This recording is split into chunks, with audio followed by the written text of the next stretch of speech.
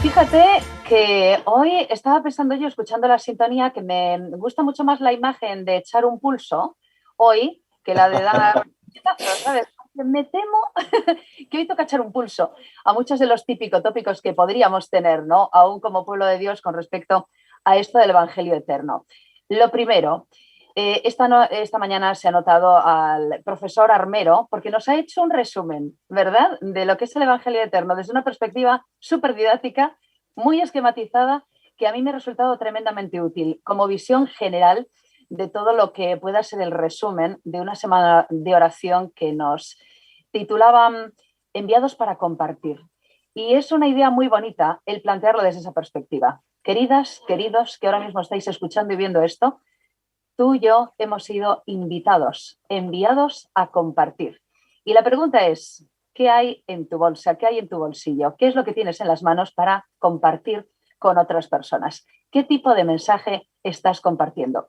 Yo he tomado miles de notas de lo que nos ha comentado Pablo esta mañana para tener el esquema, pues de alguna forma delante de los ojos para poder conversar y, bueno, cada uno de nosotros seguro lo va a aplicar de una forma distinta y una vez más va a ser algo interactivo. Pero, ¿sabes? Me ha gustado mucho algo que dijiste casi al final, así a modo de resumen y para comenzar, que dice que el Evangelio eterno está basado en dos puntos principales. Qué aparentemente sencillo es esto.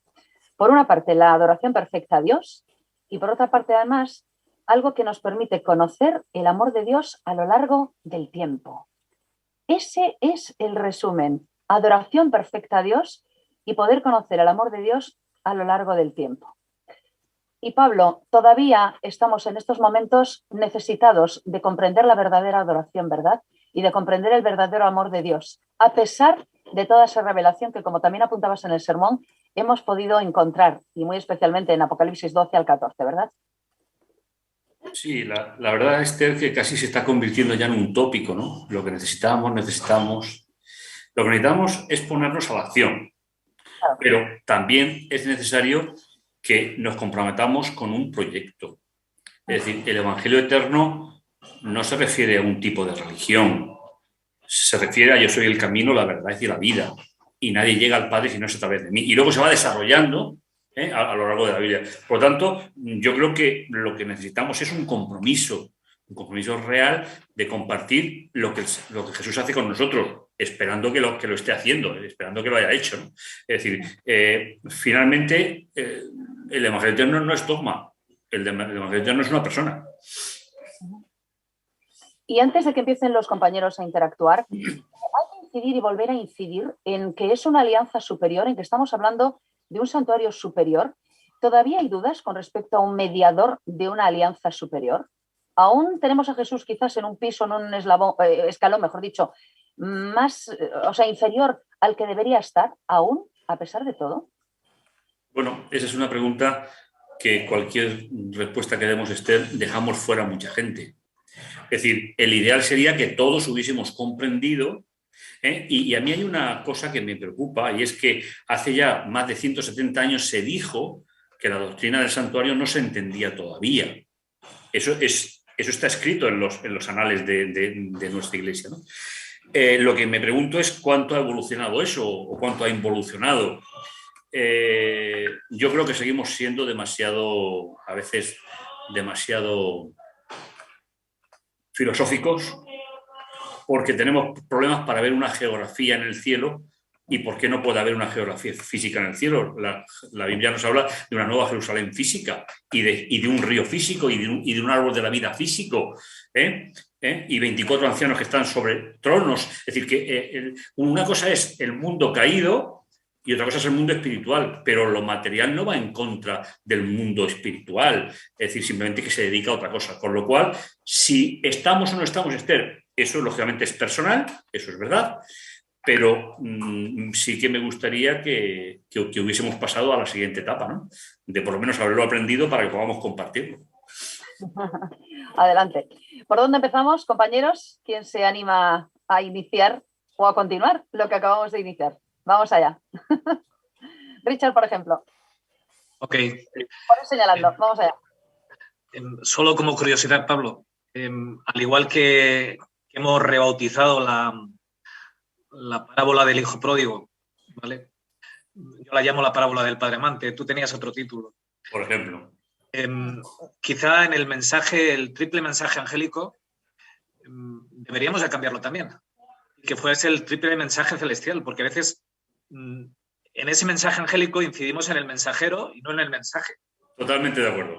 Pero es que en Apocalipsis, Richard, todo el mundo incide en el mensajero.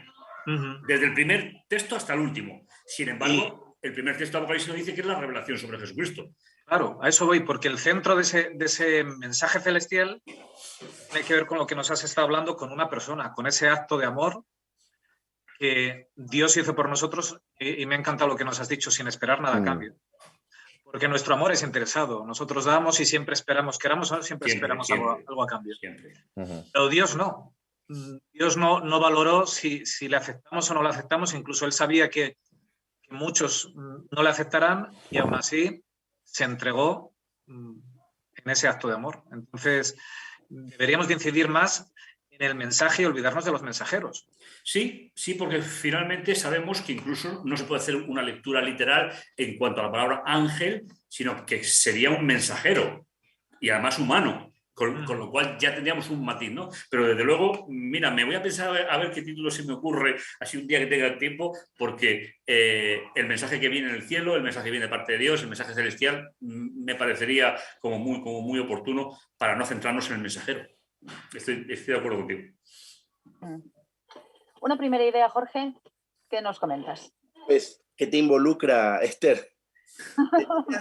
En la escuela sabática decías que a veces a nosotros, y yo entiendo, nos incluye a todos hoy, habitantes de esta tierra en el siglo XXI, nos cuesta entender o no entendemos ciertas cosas. Bueno, Richard también lo mencionaba y yo concuerdo totalmente. Ahora, Pablo, mencionaste en un momento dado que en el contexto del plan de salvación de Dios, que ya fue anunciado a Adán y Eva apenas ellos habían incurrido en el pecado, Dios, para evitar la destrucción final del hombre por el hombre mismo, en Babel crea las culturas. Es relevante tener en cuenta hoy eso para que el mensaje, y de lo que estamos hablando ahora, el triple mensaje angélico, el evangelio eterno, pueda ser entendido en su verdadero contexto. Estoy totalmente problemas porque el evangelio eterno estará siempre expresado en una cultura temporal, siempre expresado. El evangelio es eterno, pero está expresado en una cultura temporal. Si no tenemos en cuenta el resultado de la intervención de Dios para proteger a la raza humana, no podremos protegerla en el final del tiempo. Es decir, si yo voy monocorde, como hizo la iglesia medieval, que todo el mundo que se convertía se tenía que vestir de una manera determinada, cortarse la coleta y ponerse un traje portugués, sí o sí. ¿Y qué hizo? Es decir, la cultura la machacó en todos los que no eran o vivían en el Imperio Romano. Eso ha jugado en contra del estudio de la Biblia. Entonces, si el mensaje angélico se podría presentar como lo que desmitifica la realidad cultural, idiomática de nuestro momento, estaríamos hablando, como he insinuado más o menos, que es en lo que va a volver a unificar a la humanidad en un proyecto divino. Es decir, Dios introduce las culturas y las lenguas y Dios acaba con las culturas y las lenguas para hacer un solo pueblo.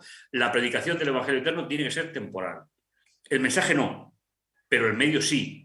Y eso lo muestran, Jorge, los 66 libros de la Biblia. Cada uno tiene su estilo, su destinatario, su forma, y creo que eso tendríamos que tenerlo en cuenta. Estoy de acuerdo contigo. Luego hablamos, Pablo, por orden que creáis, pero sí, adelante, Richard, y luego escuchamos a Juanfran. Que hablamos de tener en cuenta esa cultura y ese tema, y es importante porque esta mañana hablábamos en la escuela sabática las aparentes contradicciones de Pablo, ¿vale? A la hora de expresarse. Los Pablos son fantásticos. Y podríamos verlo aquí también. Nos has estado hablando de la superioridad de Jesús, ¿verdad? En el libro de Hebreos, pero Pablo en Filipenses está hablando en Filipenses 2:7, de cuando Jesús asume su condición como hombre, que lo hace como siervo, como lo más ínfimo de todo, ¿verdad? Por debajo podía haber elegido ser un príncipe, podía haber elegido ser un ciudadano romano, vino como siervo. Y uno dice, por una parte nos dice Pablo, que viene como lo más ínfimo. Por otra, en hebreo nos dice que es superior, nos has estado expresando, superior a los profetas, a los apóstoles. Si uno no entiende la cultura de que está hablando, uno se puede liar, ¿verdad? Por eso es un libro hebreo, Richard, por eso es un libro hebreo. Es decir, cuando Pablo escribe la carta que te acabo de decir, escribe a creyentes de origen gentil. Es que el contexto no es el mismo. Ni está hablando de lo mismo, porque en uno habla de la condición en la que viene Jesús y en la otra de la función salvífica que va a hacer Jesús. Entonces, es esencial tener en cuenta siempre la cultura. Es que el destinatario. Utilizar el nombre de siervo en Jesús, eso es muy de Isaías. Eso es un concepto puramente profético. Pero ¿qué es lo que necesita un judío que ha aceptado a Jesús y está volviendo hacia atrás? Ver al Jesús que estuvo en las calles de Jerusalén, ¿no? Necesita verlo con la majestuosidad en el cielo. Eso es lo que necesitaba un judío de aquella época. Y creo que nosotros, que venimos de una cultura donde hay sacerdotes humanos, templos en la tierra, etcétera, etcétera, también necesitamos mirar hacia arriba y ver la majestuosidad a través de esa parábola sobre el ministerio de Jesús después de su resurrección. Y finalmente es el Evangelio eterno. Que realmente citabas varios textos en los que se habla efectivamente de un santuario no hecho de manos, y que no tenía nada que ver, era un único sacrificio y no era necesario que volvieras. Era un sacrificio completamente superior, era un templo completamente superior, un mediador superior. Es decir, y una alianza superior.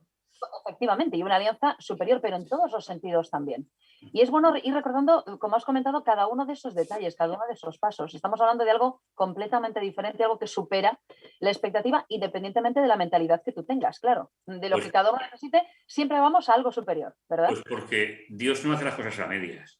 Somos nosotros, con nuestra falta de comprensión, la que nos limitamos para ver la majestuosidad de lo que pasa en el cielo. Es decir, a mí cuando yo leo las escenas celestiales en el libro del Apocalipsis, a mí me parecen de un nivel pedagógico, es decir, expresado con palabras humanas, cómo gobierna Dios el universo y cómo los seres no caídos adoran a ese Dios simplemente por devoción, por admiración. Cuanto más nosotros, por redimidos, teníamos que tener mucho más cuidado y mucho más respeto, que nos ha sacado del pozo donde estamos. Yo todavía me he quedado fijado en el comienzo de esta zona mixta con el tema del continente y el contenido. Y voy a ver si puedo ponerme a la altura, porque ya os habéis metido en materia. Pero es verdad, ¿no? Que relacionando el título, que es el Evangelio Eterno, con esto del mensajero y el mensaje, y me parece importante, porque ¿quién no quiere condensar en una cápsula y cuál es la esencia, qué es lo verdaderamente importante? Yo creo que al final tú lo has intentado condensar, que me parece muy valiente decir, bueno, pues tengo ahí un rato, voy a ver si soy capaz de ver de qué va el Evangelio Eterno. Pero es una pregunta que se hacen todos los cristianos comprometidos con su fe, ¿no? ¿Esto del Evangelio de qué va? ¿Hasta dónde me implica? ¿Qué involucra? Y yo creo que estamos aquí 5, y si nos dejaran 5 media horas, haríamos seguramente 5 aproximaciones diferentes. Y habría que ver un poquito en cuáles serían las partes en común. Es verdad, ¿no? Un sermón, un discurso, una frase, una palabra, y al final, como tú decías, siempre está el peligro de filosofar y de irnos por las ramas. Yo creo que al final cada uno tiene sus gafas, y también, aunque lo importante es el contenido, hay que tomar conciencia del continente. Y el continente también somos nosotros, a la hora de presentar el Evangelio encapsulado, y yo tengo que tomar conciencia de que lo presento conforme a mí me ha ido y conforme yo lo entiendo, y que es una mirada parcial, que es una mirada pues limitada. Y yo creo que lo importante, o para no perdernos, tú decías, Pablo, es un compromiso con alguien, pues lo decías al principio de la intervención. Sí. Es verdad, siendo yo el continente, siendo que hay muchos continentes, hay que intentar mirar, y que si digo, oye, ¿te vienes a mirar conmigo? ¿A quién miramos? Más que a qué miramos, ¿a quién miramos? Y mirar a Jesús, y mirar a Jesús. Y a mí me parece que eso Parece que por ahí tiene que ir para no perdernos. Y luego ya pues nos metemos en los recovecos y nos metemos en todo, que hay mucho que compartir y mucho que en lo que pararse, porque yo creo que todo eso enriquece nuestra mirada. Pero aún así siempre nos vamos a quedar cortos. Siempre mira, Juanfran, si cogiésemos la actitud que de hace muchos siglos, muchos, se abandonó. Antes de que la Biblia se juntara en un solo tomo, el estudio de la Biblia era completamente diferente. Es decir, nosotros nos hemos acostumbrado a defender la fe. Para eso empleamos la Biblia, para defender un conjunto de creencias. Y para eso saltamos de un texto a otro, de un texto a otro, de un texto a otro, y al final creemos que dice eso. Pero cuando hablamos con otra persona, emplea textos que nosotros no empleamos y emplea otros, y llegamos a conclusiones diferentes. Es verdad que cada persona tiene su mundo, su cosmovisión, en eso estamos totalmente de acuerdo. Con media hora no respondíamos ninguno de nosotros lo que pensamos. Pero si el texto está escrito, si el mensaje eterno está escrito, lo que tenemos que modificar es la forma de estudio, la forma de lectura. Yo no debo de utilizar, en mi aprendizaje personal, no debo de utilizar la Biblia para defender doctrinas. Por la simple y sencilla razón de que Dios no necesita que se defienda, sino para encontrarme en ese proyecto de Dios. Si leo a Pablo, como comentaba Richard, Pablo tiene un contexto y sus interlocutores tienen un contexto. El problema nuestro, que tenemos los 66 libros puestos en un solo libro y nos permitimos ir de un sitio a otro, con lo cual al final todos pensamos de diferentes formas. Pero yo creo que la Biblia tiene que ser posible, yo no digo que yo lo haya conseguido, la Biblia tiene que ser posible entender su mensaje, porque finalmente está inspirada por Dios. Creo que el método es lo que nos traiciona. Oye, ¿y cómo aplicamos aquí? Porque me acaba de venir a la mente uno de los textos que citaste también en el sermón, Hebreos 8:11. Ninguno enseñará a su prójimo ni ninguno a su hermano diciendo, conoce al Señor, porque todos me conocerán, desde el menor hasta el mayor. Porque, Esther, yo puedo explicar la doctrina del santuario, pero no tengo influencia para que se ejecute en tu vida. Eso pertenece solo al Espíritu Santo. ¿Por qué? Porque no lo vemos. Es decir, la diferencia entre la primera alianza, que es un sacerdote humano, una alianza en el Sinaí, un sacrificio diario y un santuario diario, eso era más fácil de comprender. ¿Por qué? Porque la pedagogía estaba en la visión del pueblo de Israel cada día. Pero ahora, ¿por qué casi todos los grupos cristianos se quedan en la cruz? Porque es lo que es visible. Es lo que es histórico, es visible. Comprender la alianza, comprender el ministerio de Jesús en el cielo, se puede explicar, pero no se puede compartir. Es una obra del Espíritu Santo. Y el Señor se compromete a poner en nuestro corazón el funcionamiento de esa alianza. Con lo cual no tiene que ser imposible. Humanamente sí. Por lo tanto, podemos explicar, podemos compartir, pero no podemos vivir. Vivir es personal, es intransferible. Y ahí es donde trabaja el Espíritu. No sé cómo lo veréis vosotros y sigamos interactuando, por favor, pero yo ayer, fíjate, sin saber de lo que ibas a predicar, estaba pensando mientras repasaba la lección de escuela sabática y lo que vamos a compartir, que va pasando el tiempo y yo cada vez me siento más torpe, lo digo en serio, a la hora de poder transmitir a personas que no conocen o que no leen la Biblia o que no tienen, ¿no? Pues un conocimiento religioso, un lenguaje religioso, pues algunas de las ideas, ¿no? Yo pensaba ayer, en mi frustración, una vez más, ¿no? Caramba, yo a lo mejor voy a hablar mañana con los compañeros aquí en la iglesia en casa, aparentemente todos entendemos de lo que estamos hablando o manejamos esos mismos lenguajes, pero yo sigo fallando o no sé si sigo fallando o no sé cómo acercarme para poder hablar de algo como un evangelio eterno o como todas estas cuestiones, un santuario celestial, a muchas personas que están a mi alrededor. Y me preguntaba a mí misma, ¿no? ¿Cuál es mi problema? ¿Qué es lo que falla? ¿En qué puedo estar fallando? ¿O me estoy equivocando al hacer este planteamiento? Y ya me entendéis. Podemos transmitir, ya lo sabemos, el evangelio de muchas formas.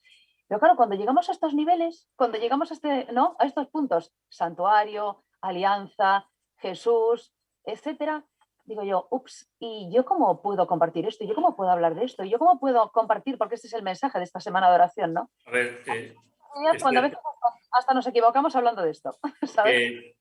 Tú te sientes más segura, seguro, hablando del sábado. Sí. ¿Por qué? Sí.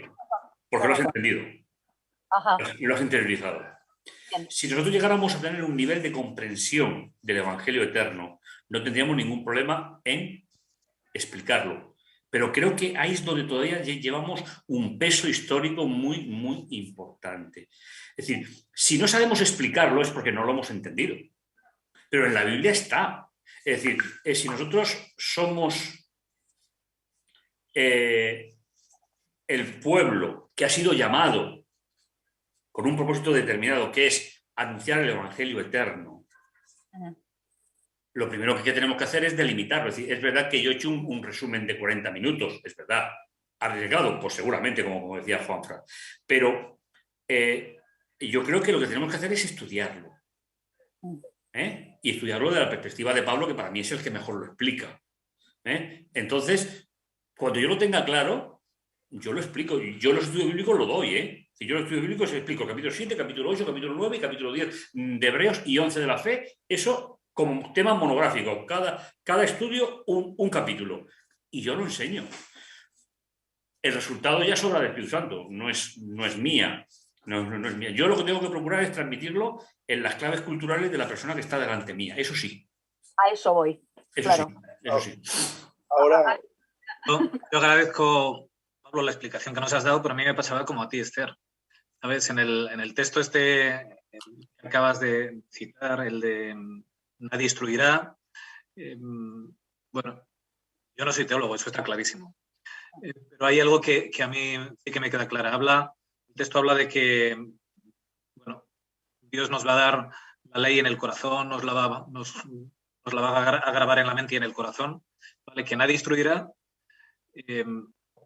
Yo siempre he pensado, bueno, qué sencillo nos es para nosotros hoy en día, ¿verdad? Cuando haces algo, cuando hay una discusión y te planteas, ¿Jesús haría esto?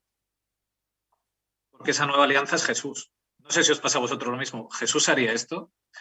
Yo tengo la respuesta al momento. A veces la puedo cambiar, la puedo diluir, pero lo tengo clarísimo. O sea, el ejemplo de Jesús en la vida es tan claro, esa alianza que él trajo, ese pacto de amor, ese sacrificio es tan claro, que a la hora de, y no estoy hablando de instruir en santuario, en cosas, sino en lo que está bien en la ley, lo que está bien y lo que está mal, es que esa alianza que trajo Jesús es evidente para todos. El ejemplo de Jesús es tan claro en nuestras vidas que no necesitas que nadie te diga más que mirar lo que hizo Jesús en la vida para tener claro si te parece, si no te parece, si reflejas o no reflejas. Yo agradezco la explicación de Pablo, que no tiene nada que ver con mi explicación particular que había sacado, pero bueno, se aprenden. Yo para andar por casa me había valido hasta ahora, me había valido esta. Mirad, tenemos que recordar que cuando Dios le mostró en el Sinaí a Moisés la alianza completa, le mostró el santuario celestial para que hiciese una maqueta de ello. A Juan, en el Apocalipsis, se le muestra el santuario celestial al completo. Lo ven que es una realidad, ¿no? Y Daniel, en su profecía, habla de la restauración o purificación de un santuario que no está en la tierra. Es decir, que creo que tenemos suficientes datos para aprenderlo y pedirle al Señor que nos permita compartirlo con otros. ¿Pero cómo? Edificando en Cristo. Es decir, reconocerme que es que a veces cuando abrimos la Biblia la abrimos para pelear con otros. Es que eso es algo que tendríamos que intentar matizar. Es decir, la Biblia tiene que explicarse por sí sola. Y el Espíritu Santo guía a unos y a otros. Con lo cual, creo que nos falta algo que hacer a nosotros todavía. Y es comprender que hay personas que tienen otras realidades y que tienen que ir evolucionando poco a poco a un mayor conocimiento de la Biblia. Pero eso no para jactarnos nosotros o sentirnos superiores, sino todo lo contrario, sino tener un compromiso real de poder aportar, no porque somos mejores, sino por poder aportar, ¿para qué? Para que tengan una mayor visión de Jesús. ¿O es que el cristianismo necesita a Jesús? Es que en todos los púlpitos se predica el Jesús histórico, ¿eh? Es decir, en cualquier púlpito de cualquier grupo cristiano, todos, el Jesús histórico no hay ningún problema en predicarlo, los milagros, pero ¿y después que asciende al cielo, no hay muchos creyentes que tienen la sensación que Jesús nos ha abandonado? Pues fíjate, hay. Pablo, fíjate si es importante esto que estás comentando, que podemos estar aquí debatiendo horas y hablando un poquito de cuáles son los elementos centrales de este Evangelio eterno, el plan de la salvación que tú lo has comentado, el santuario que has hecho referencia, todo lo que representa y en todo el plan.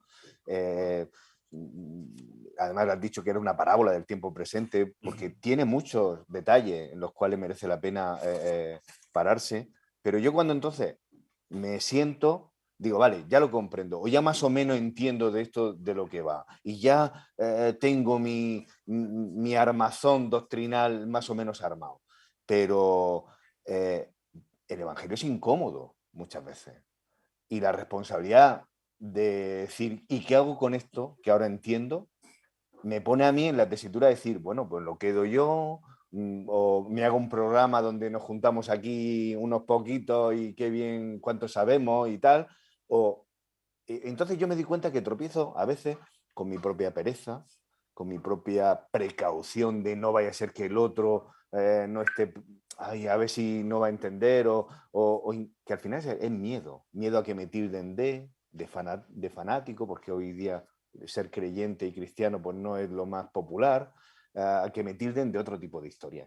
Y entonces yo, ahora escuchándote, Pablo, digo, si es que Dios en un momento dado no pregunta quién más sabe. A ver, ¿quién es el más listo que ha entendido todo el este de doctrina y todo el plan de la salvación y todos los detalles? A ver, ¿quién de vosotros es el que mejor? A ver, las tesis doctorales. Dios no hace esa pregunta.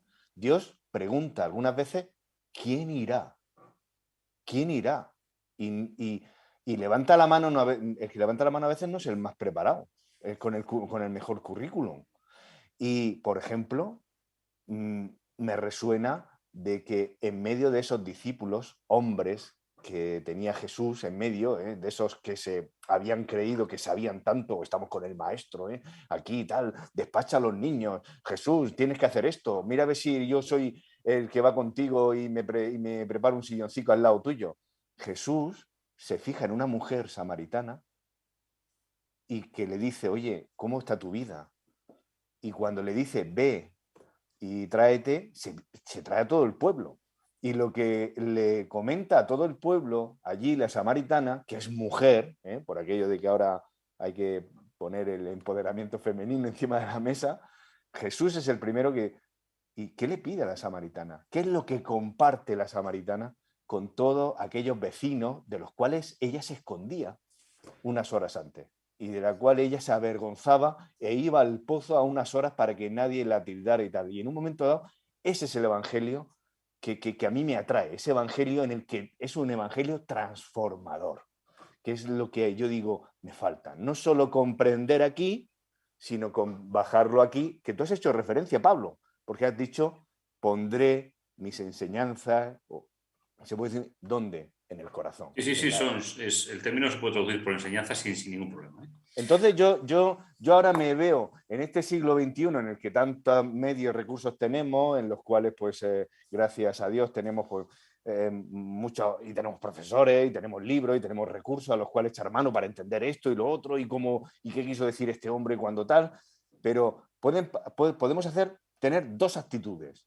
Cuando Jesús está en medio de nosotros, cuando Jesús nos está compartiendo sus enseñanzas y su Espíritu Santo, como aquellos que estaban en el monte, podemos estar recostados esperando que Jesús haga un milagro con nosotros. Dame, y así hay muchos que van a la iglesia, dame, yo me recuesto. O podemos ser como esos discípulos que dijeron, venga, vamos a hacer un milagro, voy a hacer un milagro en tu vida. ¿Qué tienes? Pues dame algo, Jesús. Y un niño dijo, pues yo tengo aquí algo de pescado y algo de pan.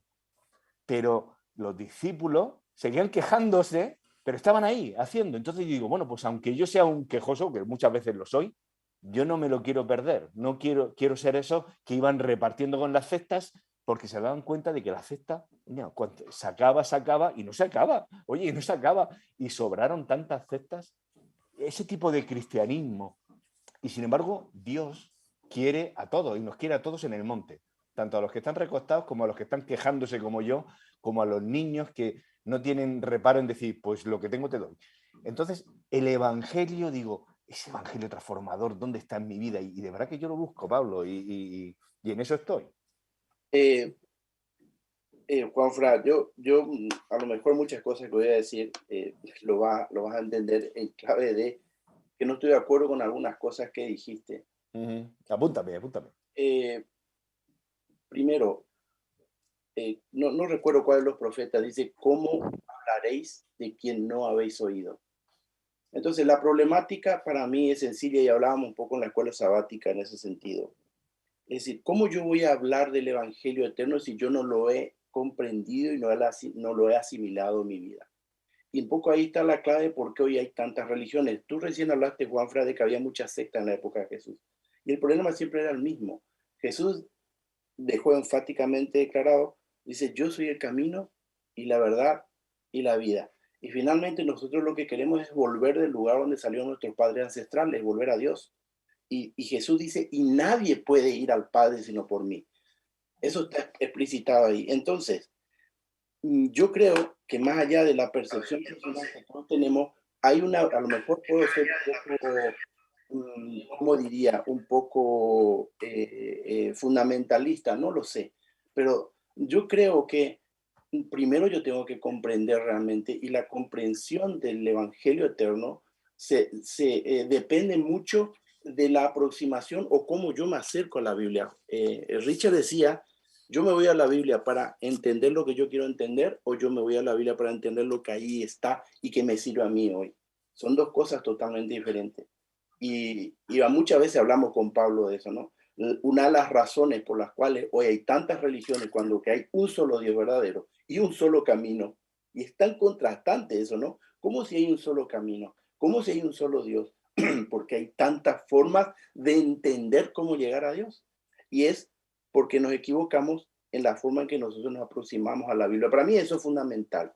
Y fíjense, eso yo lo llevo a nuestro problema interno ya como adventistas. Ya no generalizo en el cristianismo. Es que nosotros como adventistas desde el principio no hemos, yo por lo menos así lo percibo, no hemos entendido, por lo menos no en forma unitaria o unánime, para que suene mejor, el Evangelio eterno. Y fíjense, para mí la prueba está, lo dice claramente, ¿no? En Mateo, y entonces será predicado el Evangelio a toda tribu, pueblo, nación, y entonces vendrá el fin. Pues el fin no ha venido. Por lo tanto, yo deduzco que hemos dado un sonido incierto o no certero. En este caso, no estamos dando, porque yo me pongo a hablar, reflexionaba mientras hablabas, ¿no? Damos estudios bíblicos, sí, pero ¿de qué hablamos en los estudios bíblicos? Yo estoy hablando de mis experiencias personales, no hablo de vosotros. Es decir, a mí me enseñaron y hay dos caballitos de batalla, el sábado y la vigencia de la ley. Entonces, cuando yo empiezo por ahí, ya veo que empiezo a tener problemas con muchos de mis compañeros de ruta, aunque diferentes, como son los cristianos. Tengo un compañero en el hospital y él la primera vez que hablamos me dijo, pero vosotros sois muy legalistas porque habláis de la salvación por la ley. Entonces, claro, yo ahí digo, si nosotros no entendemos realmente la esencia del Evangelio eterno, ¿qué vamos a ir a predicar? Y si predicamos, yo creo que al final el resultado es lo que estamos viendo como Israel. Estamos dando vueltas en el desierto y una travesía de semanas se ha convertido en años o en más de un siglo, ¿no? Pablo no va a estar de acuerdo con esto, va a decir, Dios tiene su tiempo. Yo no puedo decir, pero Dios interactúa con nosotros y Él espera, Él tiene que servirse de vasos de barro para poder completar la obra. No sirvo yo como vaso de barro, pues tendrá que venir otro que lo entienda y que lo haga. Yo creo que pasa por ahí un poco la cosa, es decir, hay un solo mensaje. Yo tengo que entender ese mensaje con el tema fundamental de saber que no lo voy a entender sin la ayuda del Espíritu Santo. Es más, nosotros vemos, yo creo que los 120 en el aposento, todos habían comprendido las palabras, habían encuadrado bien la vida de Jesús, pero recién cuando llega el Espíritu Santo, ellos con los dones, con la fuerza, la fortaleza y una comprensión más amplia, salen y predican el Evangelio, ¿no? Le llaman los del camino. Yo quisiera que a nosotros también nos llamasen los del camino, no los adventistas del séptimo día, los del camino, porque eso quiere decir que yo estoy caminando con Jesús y probablemente ese es el mensaje más certero y más fuerte que le pueda dar a quien está cerca mío, más allá de hablarle de todo esto que es fundamental. El Jesús hoy ya no es el Cristo del Calvario sufriente, no es el Cristo de la tumba, sino es el Dios glorificado, que es hombre, que es Dios, que está arriba y me representa a mí, y en él yo tengo la certeza de la salvación.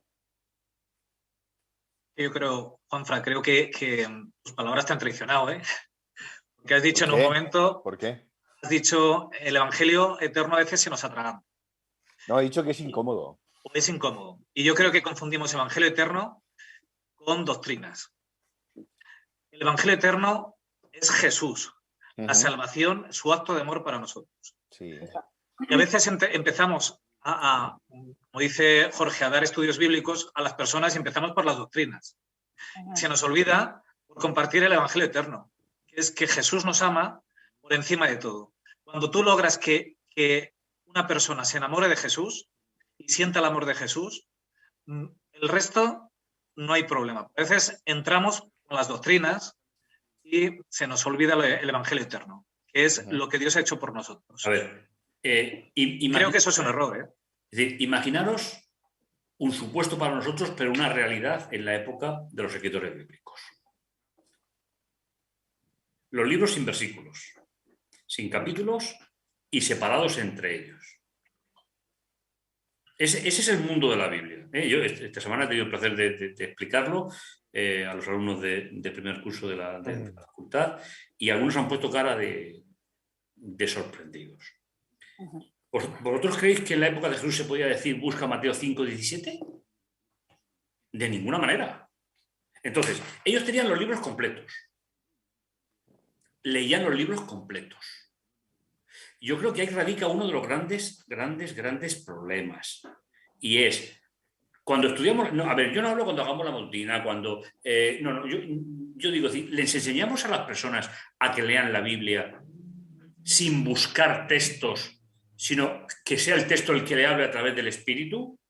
Yo creo que esa es una diferencia importante. Entonces, luego, ya que estáis un poco abriendo el meloncito, a todo el mundo le damos los mismos estudios bíblicos. A todos. Con lo cual, no estamos teniendo en cuenta a la persona con la cual estamos. Y tú te das cuenta que la persona, si conoce un poquito la Biblia, también tiene seleccionados sus propios textos. Es decir, el propio sistema que nosotros empleamos nos destruye delante de otros. Es decir, habrá que planteárselo de otra manera.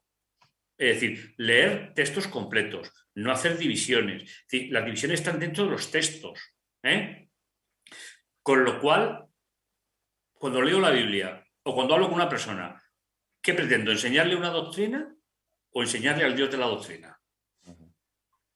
Es que esa es la gran diferencia. Entonces, leer libros enteros. Es decir, si una persona necesita conocer a Jesús, vamos a leer con él un evangelio. ¿Por qué no? Es decir, Juan, por ejemplo, que es el más universal, el que menos connotaciones históricas tiene. Juan, yo creo que el Jesús del evangelio de Juan son de los típicos ejemplos que nosotros ponemos cuando queremos hablar de... Entonces, ¿por qué no? ¿Por qué no enseñamos a la gente a leer libros completos y enamorarse de... Porque, repito, si vamos de doctrina en doctrina, con ese mismo método que empleamos nosotros se puede creer cualquier cosa. Perfectamente, Pablo. Tienes toda razón, y yo creo que es fácil deducir eso, aunque tú lo has llenado de contenido, todo el sermón, y has hablado de muchos detalles y has puesto el acento en muchos términos que merece la pena, que están ahí para que nosotros podamos abordarlos, para que nos enriquezcamos en nuestra propia experiencia espiritual, ¿vale? Pero que la esencia, evidentemente, es lo que tú dices, es ir a Jesús. Y como cualquier relación con otra persona, las relaciones son incómodas. Entonces, no me he traicionado en absoluto, al contrario.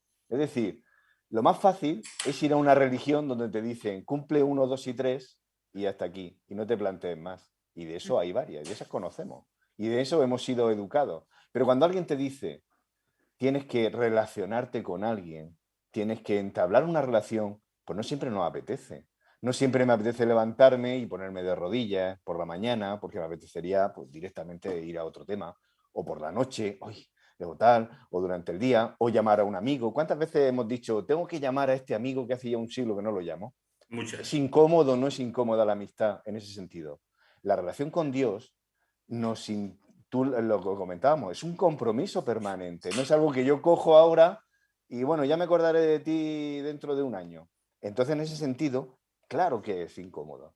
Jesús es incómodo, pero cuando salvamos esa pereza, cuando salvamos esa, ay, venga, cuando me tengo que poner en marcha, si yo estoy en mi sillón, en mi sillón de mi salón y digo, tengo que salir a pasear, pues tengo que salir a dar un paseo, a moverme, oye, muévate, que llevas todo el día en el sillón ahí viendo las series de la tele. Y en ese momento tú haces el ademán de, pues te cuesta ponerte en marcha, pero cuando te has puesto en marcha y estás dando el paseo, a que se puede disfrutar de lo que ves, y das un paseo y te relacionas con otra persona y ves a ese amigo que hace tiempo que no lo veías, o hablas con tu pareja, y entonces te empiezan a... Claro, cuando uno salva eso, evidentemente se pone en marcha. Ese es el evangelio, yo creo. Entonces, ponernos en marcha, salvar esa situación. Claro, y luego viene Juanfra, yo sigo, efectivamente. Esa es la parte bucólica de la historia. Estoy de paseo, me voy a dar un paseo, pero luego en el paseo me voy encontrando con plantas, con piedras. Claro, claro. Que es un poco a lo que yo me refería también antes, ¿no? Es decir, yo creo que evidentemente he hablado muy en primera persona, pero cuando efectivamente reconocemos una vez más que hemos sido enviados para compartir, que tenemos este mensaje en las manos, a veces la verdad, y vuelvo a esto, y tiene que ver con lo de las lenguas, tribus, etcétera, a mí me faltan maneras de traducirlo, ¿sabéis? Es decir, yo estoy encontrándome en el momento de traducirlo a personas que hablan un lenguaje completamente diferente al mío. No sé, y todos tenemos en nuestro entorno, ¿verdad? En el ámbito en el que me muevo, en el ámbito laboral y en el ámbito en el que me muevo, hablar de religión, hablar de Dios, hablar de Biblia, hablar siquiera de espiritualidad es muy complicado, es muy difícil. Y uno se pregunta, bueno, si yo estoy aquí y tengo que de alguna forma aportar luz, claro, a personas a las que no os puedo hablar desde una perspectiva espiritual, como les transmito yo esto del Evangelio Eterno, ¿sabes? Yo me encuentro con ese problema, nos lo encontramos todos. Tenemos problemas de traducción a veces porque nos encontramos, probablemente es problema también nuestro, con barreras que son difíciles de saltar aparentemente. A lo mejor es que yo no soy suficientemente hábil como para poder saltar esas barreras. A ver, el problema que yo veo es que, en cierto modo, estamos un poco descontextualizando. ¿Para quién va dirigido el Evangelio Eterno en el contexto de Apocalipsis? A los que siguen sistemas religiosos falsos. No son ateos. No son ateos. Entonces, no es lo mismo encontrarte con alguien que no cree, porque no cree, que a una persona que leyendo la Biblia todos los días o yendo a un lugar de culto periódicamente, le podamos ofrecer un cambio de perspectiva. Es que no es lo mismo. Y sin embargo, que queremos tratar a todo el mundo igual. El ateo tiene su mundo, derecho a ser respetado, inclusive por la religión. Totalmente de acuerdo. Pero si cogemos y contextualizamos el libro de Apocalipsis, el Apocalipsis va dirigido solo a creyentes, no dirigido a no creyentes. Una vez que... Entenderíamos también, Pablo, por creyente, una persona que a lo mejor tiene una idea de la espiritualidad, pero que no tiene nada que ver con la nuestra. Hay personas que no son necesariamente ateas, ni siquiera agnósticas a lo mejor en algún momento determinado, pero son personas que desarrollan su espiritualidad desde otras perspectivas. Puede ser desde una perspectiva oriental, por ejemplo, ¿no? Y con este tipo de paradigmas también orientalistas, y son personas que reconocen efectivamente una espiritualidad o incluso a veces una forma de llegar a alguna superioridad, o bien en sí mismos o bien por medio de algo, incluso aunque sea, pues no sé, un bosque, un árbol. Y claro, también es una forma de, comillas, creer y de entender la espiritualidad. Y a veces es complicado también saltar de eso a otro tipo, ¿no?, de enfoque de espiritualidad. A ver, habéis insinuado algo que a mí me sigue preocupando. Si hiciésemos una encuesta sobre nosotros, ¿qué sabe la sociedad de nosotros? Buena pregunta. Ese es el primer tópico que hay que levantar muchas veces. Porque a mí me suponen una serie de cosas que yo no comparto al 100%, me refiero. Sin embargo, me la suponen. La literatura, los programas y ahora hay que reconocer que aunque este programa es el que es, hay cientos de grabaciones que están alejadas totalmente del sentido de la profecía y del sentido del Evangelio eterno. Es decir, el libro de Daniel no tendría que ser explicado nada más que a personas creyentes. ¿Por qué? Porque va dirigido al pueblo de Dios. Y el libro de Apocalipsis igual. Si miráis cómo termina el primer versículo y el segundo, dice a quién va destinado. A las 7 iglesias del Apocalipsis. Entonces nosotros desvelamos el contenido del libro sin tener en cuenta que la persona tiene que conocer previamente a Jesús, a su Salvador. Entonces, creo que hay algunos tópicos que simplemente tenemos que reformular un poquito, ¿no? Es decir, el capítulo 7, 8 de Apocalipsis, perdón, de Daniel, son para mí, como pueblo de Dios. Pero compartirlo con personas que no tienen ese conocimiento de la Biblia solamente hace que producir rechazo. Y eso yo lo he visto muchísimas veces en mí. Entonces, ¿qué es lo que tengo que predicar? ¿El triple mensaje angélico o el mensaje eterno? Claro, el triple mensaje angélico, ¿para quién le sirve? Para mi formación, para mi preparación, para saber que hay personas que están adorando de forma equivocada, porque así es como se le ha enseñado, y que están abiertas a recibir una mayor porción de ese conocimiento bíblico. Creo que eso sería fundamental para poder compartir y poder ser útiles a la sociedad, que finalmente es lo que Jesús hizo. Jesús, como decía Jofra, no en el pozo con la samaritana. Cada vez que se cruzó con alguien fue útil, fue tremendamente útil. Pues eso es un poco lo que nos pasa. Una cosa es la formación del pueblo de Dios y otra cosa muy diferente es el mensaje de salvación que yo tengo que llevar, porque es un mensaje que viene de parte de Dios. Es tiempo de que vayamos haciendo una ronda final para ir recogiendo, aunque podríamos estar horas debatiendo sobre eso, porque irían surgiendo cada vez más matices y cada vez más, evidentemente, inquietudes, preocupaciones. Todas suman y todo tiene que ver con lo que todos deseamos, ¿verdad? Que es ser vasijas útiles en manos del alfarero. Poder hacer algo útil, efectivamente esa palabra me gusta, ser algo útil, ¿verdad? En manos del alfarero, de nuestro creador. Pues vamos a ir dando vueltas, Juan, para que te escucho ya así, porque acabas con... No, tienes toda razón y lo acaba de decir Pablo ahora, ¿no? Ese ponernos en el lugar de qué necesita el otro, ¿no? Cuando nos dirigimos a él para compartir, que él lo ha dicho con otras palabras muy bien, tener en cuenta esa necesidad, ¿no? Para saber un poquito darle lo que tiene, ¿no? No ir atropelladamente como nosotros a veces pensamos, te voy a contar, ¿no? Todo y lo metemos ahí con calzador, ¿no?